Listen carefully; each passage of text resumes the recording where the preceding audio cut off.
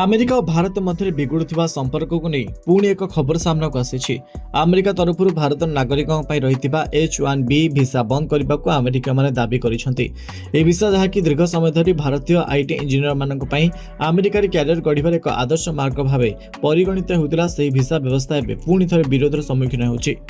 ଗୋଟିଏ ପଟେ ଯେତେବେଳେ ଆମେରିକାର ରାଷ୍ଟ୍ରପତି ଡୋନାଲ୍ଡ ଟ୍ରମ୍ପ ଭାରତ ଉପରେ ଟାରିଫ ପରେ ଟାରିଫ ଲାଗୁ କରି ଚାପ ଦେଉଛନ୍ତି ଓ ଏହାକୁ ନେଇ ଭାରତ ଆମେରିକା ମଧ୍ୟରେ ସମ୍ପର୍କ ଖରାପ ହେବା ଲାଗିଛି, ସେପଟେ ଟ୍ରମ୍ପଙ୍କ ସମର୍ଥକ ବର୍ଗ ଭାରତୀୟମାନେ ସେମାନଙ୍କ ବିରୋଧରେ ଏକ ଅଭିଯାନ ଆରମ୍ଭ କରିଛନ୍ତି।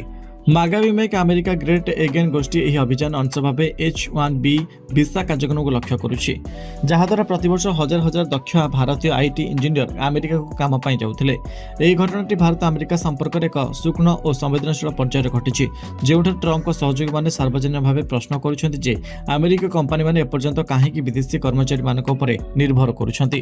ଯଦିଓ ଆମେରିକା ଦକ୍ଷିଣପନ୍ଥୀ ଓ ରୂଢ଼ିବାଦୀ ଗୋଷ୍ଠୀମାନଙ୍କ ମଧ୍ୟରେ H-1B ଭିସାକୁ ନେଇ ବହୁ ପୂର୍ବରୁ ବିରୋଧ କରି ଆସୁଛନ୍ତି, କିନ୍ତୁ ଗତ କିଛି ସପ୍ତାହ ମଧ୍ୟରେ ଏହି ବିରୋଧ ତୀବ୍ର ହେବା ଲାଗିଛି।